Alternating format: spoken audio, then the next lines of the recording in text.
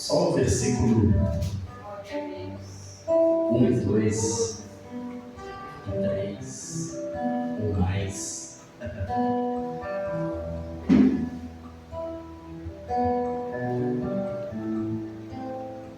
Capítulo de número... Vai ficar na tela aí, né? Oh, glória. É isso mesmo, capítulo de número 1. Capítulo de número 16, verso 1. Isso aí. E chegou a Derbe e Listra. E eis que estava ali um certo discípulo, por nome Timóteo, filho de uma judia, que era crente, mas o pai era grego. Ela servia ao Senhor, o Pai, aos deuses da Grécia, do qual dava um bom testemunho os irmãos que estavam em Listra e em Icônio. Paulo quis que este, o Timóteo, fosse com ele, e tomando-o, circuncidou por causa dos judeus que estavam naqueles lugares, porque todos sabiam que seu pai era grego. Até aí, amém? Amém. Louvado seja Deus. Irmãos, eu quis ministrar algo no coração dos jovens, no intuito de não ser muito indelicado, né? No intuito de me preocupar com a salvação dos jovens, né? E aí eu perguntei ao Senhor, falei: Senhor, que palavra eu levo para os jovens? E Deus, no mesmo instante que eu perguntei, o Espírito Santo me respondeu prontamente e disse: prega a verdade. Glória, papai. Dessa maneira, o Espírito Santo falou: pregue a verdade. Nesse momento eu estava na cozinha de casa, porque na hora do almoço eu vou lá e eu gosto de comer um arrozinho fresquinho. E eu tenho 1 hora, pastor, para ir em casa fazer o arroz, fritar alguma coisa, mistura e comer e ir embora. E nesse momento o Espírito Santo falou para mim, e eu procurando, porque nós acabamos de mudar, então estava uma bagunça toda a casa, estava, né? Meu Deus. Caixa para tudo quanto é lado e coisa, e as minhas coisas não estavam presentes. Eu arranquei um papel de pão e o Espírito Santo foi me falando algumas coisas e eu anotei no papel de pão. Anotei rapidamente, saí correndo para ir trabalhar e falei para o Espírito Santo: vamos comigo trabalhar, depois a gente continua essa história. E ele topou e ele me fez lembrar de Timóteo. Timóteo, ele nasceu cristão, porque a avó dele, né, Lloyd, e a mãe dele, Eunice, eram judias. Então elas pregavam a palavra para ele quando criança. Porém ele tinha influência do pai grego. E Timóteo, ele cresceu nessa família ali. E Deus confiou a avó e a mãe para entregar o evangelho para ele. E quando Paulo chega ali a Listra, que era a cidade que Timóteo morava, ele olha para Timóteo e vê um jovem que está perdido entre o mundo e a igreja, um jovem que vive os mesmos conflitos que os jovens de hoje vivem. E aí Paulo, então, movido pelo Espírito Santo, olha para Timóteo, e o amor de Jesus toma Paulo ali naquele momento, e Paulo fala para Timóteo: a partir de hoje, tu vens comigo que eu vou te ensinar a respeito da obra de Deus. Oh, glória a Deus. Mas aí eu pergunto: o que Paulo fez? Paulo deu um jeitinho de amenizar, né? Para não ferir o coração ali do Timóteo, né? Talvez Paulo tenha levado ele numa dessas lanchonetes gospel, né? Que tem hoje. Não tem? Lanchonete gospel, para assim, né? Com o intuito não de ganhar Timóteo, porque eu tenho que ganhar Timóteo, então eu tenho que falar a linguagem dele, eu tenho que trabalhar do jeito que ele entende. Sabe que Paulo fez isso com Timóteo? Não. Paulo levou Timóteo para a rua e falou: Timóteo, eu vou te ensinar como é para padecer pelo Evangelho. Eu vou te ensinar o que é o verdadeiro Evangelho. Paulo convidou Timóteo a sofrer o Evangelho, a combater o bom combate, a suportar as aflições deste mundo. Oh, glória, papai. Aleluia. Aleluia, Senhor. Paulo falou, não é participando de baladinha gospel que você vai se transformar no verdadeiro cristão. Não é trazendo festa junina para dentro do templo, Timóteo, que eu vou imitar o mundo para poder ganhar você, Timóteo. Eu preciso pregar a verdade, eu preciso falar a palavra da verdade para você. Aleluia! E a você, jovem, para aqui nessa noite, talvez você não saia daqui hoje tão contente com o pastor Cássio. Mas o compromisso que eu tenho é com a verdade. Eu tenho certeza que se você deixar a palavra da verdade entrar no teu coração nessa noite, você vai sair daqui tão forte quanto o Timóteo, tão forte quanto o crente cheio do Espírito Santo, para vencer o maligno aí fora. Glória a Deus. Aleluia.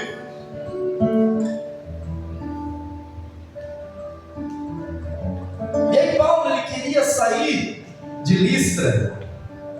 E você olhando o mapa, a Bitínia estava à direita, Paulo estava no meio, e do lado esquerdo Macedônia. Paulo queria ir para a direita, mas o Espírito Santo fala: não, fica um pouco em Listra, fica aí um pouquinho, Paulo. E numa visão, Paulo vê um varão macedônio, roupas da Macedônia, estilo da Macedônia, andava como Macedônia, dizendo para Paulo: ei Paulo, passa a Macedônia e ajuda-nos. Logo depois dessa visão, Paulo, Silas e Timóteo pegam um barco. A Bíblia diz que eles vão navegando maritimamente, costeando, beirando a costa, até chegar numa cidadezinha ali que chamava Filipos, que era uma cidadezinha pequena. Paulo então desce ali em Filipos, fica alguns dias ali em Filipos, e talvez Timóteo lá, um garoto novo, falando: Paulo, ei, onde é que vai ser o culto hoje, Paulo? O que é que nós vamos fazer, Paulo? Paulo falou assim: eu vou te ensinar uma coisa, Timóteo. Eu vou te ensinar a orar. A Bíblia diz que eles desceram na beira de um rio para orar. Ei, jovem, deixa eu dizer uma coisa para você nessa noite. O caminho mais fácil para você chegar a Deus é a oração. Sem oração você não tem vida com Deus. Sem oração você não consegue nada. Sem oração você é um crente fraco que vai ser levado por espíritos enganadores aí no mundo. A oração faz as coisas acontecerem. A oração muda tudo na sua vida.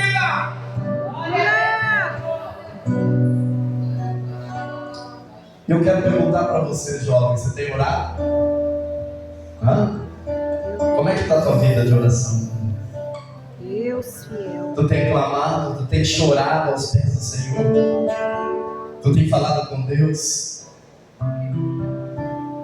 E aí Paulo e Silas e Lucas, porque Lucas chegou, encontrou Paulo e Silas lá, e eles então formam um quarteto, Paulo, Silas, Lucas e Timóteo, se ajuntam e saem pelas ruas de Filipos a pregar.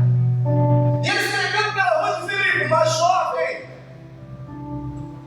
uma youtuber talvez famosinha, sabe, dessas influencers que tem hoje aí, que falam mais asneira do que qualquer outra coisa, e atrás deles dizendo: olha, tá vendo esses quatro aqui? Esses quatro estão pregando o Evangelho, que pregam o caminho da salvação. Esses são servos do Deus Altíssimo. E ela fez isso por alguns dias, porque estava dando like, estava dando curtida, estava dando engajamento aquilo. E ela começou a mostrar o negócio, as pessoas aplaudiam, e o patrão dela, o dono dela, falava: isso, vai, fala mais. E ela atrás de Paulo e Silas por alguns dias. Paulo, movido pelo Espírito Santo, olha para ela e fala para o espírito imundo: ei, espírito, sai dela. E o espírito, no nome de Jesus, abandonou aquela menina. Timóteo, olha para aquela menina atônito e fala: ei, não estava dando like? Eu achava que era de Deus, eu achava que era bonito, mas agora o Espírito saiu e ela está servindo a Deus de verdade, ela está verdadeiramente convertida ao Evangelho. Timóteo olha para aquilo e, entusiasmado, ele vê os homens chegando, pegando Paulo e Silas, levando ele para a prisão. Talvez Lucas e Timóteo tenham que correr naquela hora, se esconderem em algum lugar para não serem presos também. E Paulo olha para Silas e fala para Timóteo e diz: ei, Timóteo, está vendo o que está acontecendo hoje? Você tem que padecer pelo Evangelho. O Evangelho não é qualquer coisa. O Evangelho é sofrimento e dor, é se afastar do mundo para chegar perto de Deus. Aleluia. Aleluia, Senhor.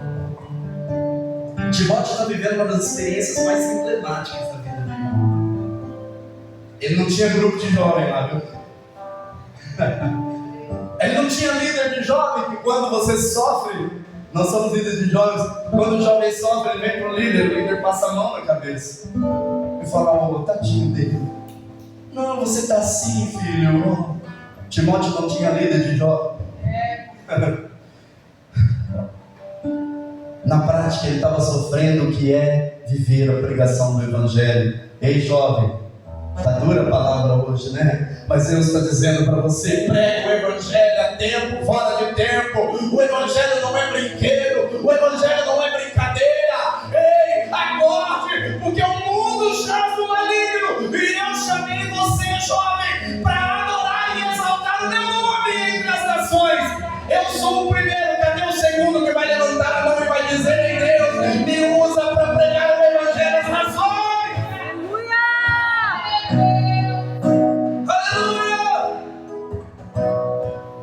Deus de poder e glória, aleluia. Talvez Timóteo corre atrás da carruagem puxada a cavalo que levou Paulo e Silas para a prisão. Ele e Lucas acompanham de longe Paulo sendo açoitado e encarcerado. E deixa eu te falar uma coisa sobre o cárcere naquela época. Você sabia que a prisão naquela época era algo que era criado para ser um esgoto? A prisão, o cárcere inferior onde Paulo e Silas estavam, era algo para ser um esgoto. O esgoto corria por toda a parte de cima do alicerce do lugar. E o esgoto então escorria e caía abertamente pelo corredor aonde eles estavam. E eles com os pés no tronco, aquele cheiro de esgoto, amarrados, sem janela, sem nada, talvez uma frestinha lá no canto, alguns buracos no canto de cima da parede, para o ar poder entrar. É por lá que na rua Timóteo chega, se ajoelha e põe o olho lá naquele buraquinho e começa a olhar Paulo e Silas lá dentro, encarcerado. Talvez Lucas olha para ele e fala: ei, Timóteo, o que tu está olhando aí? O que você está vendo aí? E ele levanta com os olhos cheios de lágrimas e ele fala: eu vejo dois homens cheios do Espírito Santo que estão chorando, mas não é choro de tristeza, é um misto de alegria e esperança, porque Deus vai transformar o lugar. Aleluia. Aleluia, Senhor. Naquele momento, Paulo e Silas lá no cárcere inferior começam a cantar um hino. E eu não sei o hino que eles cantavam, mas o hino era tão bonito que Deus lá no céu olhou e falou: ei, para um pouquinho, anjo, de me adorar, porque tem dois homens lá embaixo que estão me adorando e eu vou descer no lugar. E onde Deus chega, o lugar estremece. E onde chega, o milagre acontece. Timóteo ainda está falando com Lucas, explicando o que ele havia visto quando os alicerces do templo começam a se mover e um barulho estremece o lugar. Timóteo olha de longe e vê o carcereiro puxando a espada para se matar, e Paulo chegando a ele dizendo: ei, não faça nada, porque nós estamos todos aqui. Aleluia. Então o carcereiro tira Paulo para fora, tira Silas para fora e fala: Senhores, o que eu tenho que fazer para ser salvo? Talvez Paulo, com os olhos cheios de lágrimas, olha para Timóteo e diz: está vendo, Timóteo? Não foi à toa a visão, não foi à toa o sofrimento, não foi à toa, porque aqui há uma salvação de uma família, há a salvação de uma alma, e uma alma vale mais que o mundo inteiro para Deus. Aleluia! Deus fiel, aleluia. Naquele momento, Timóteo tinha a chance de desistir. Timóteo podia parar por ali e dizer: Paulo, tá bom até aqui, cara. Já tive experiência demais. Rapaz, eu quase fui preso junto com você. Jovem, sempre vai ter uma chance de desistir. Sempre vai ter um prato bonito esperando você, para quando você desistir. Outro dia eu estava numa igreja, eu falei de Jonas.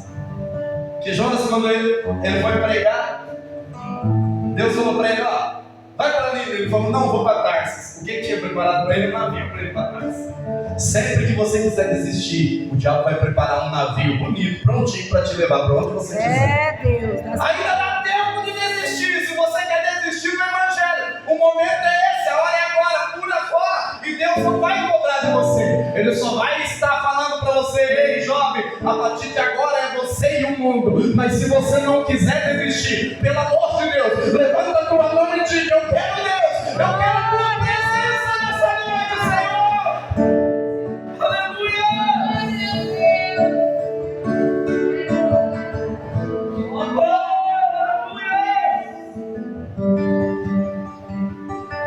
Timóteo talvez pudesse ter falado ali para Paulo: mas Paulo, ninguém publicou nada no Instagram, não saiu nada.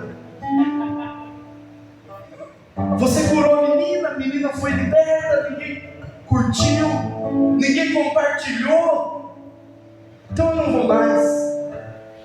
Ninguém me ama. Meu Deus. Irmão, eu estava vendo outro dia na internet uma jovem se matou. Se suicidou e ela deixou uma carta. Pasme você, na carta estava escrito: ninguém me ama.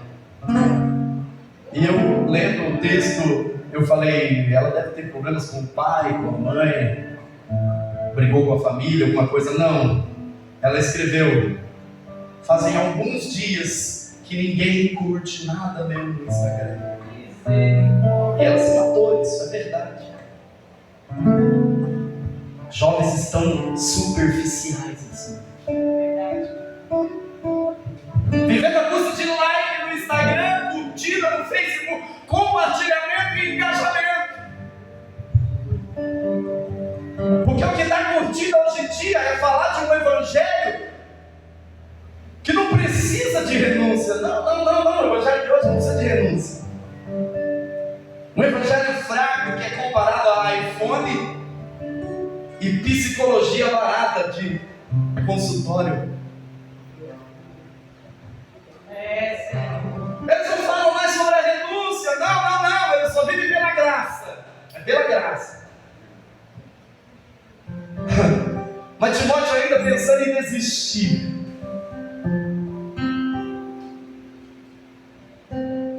Ele vê que o carcereiro leva Paulo e Silas para a casa dele.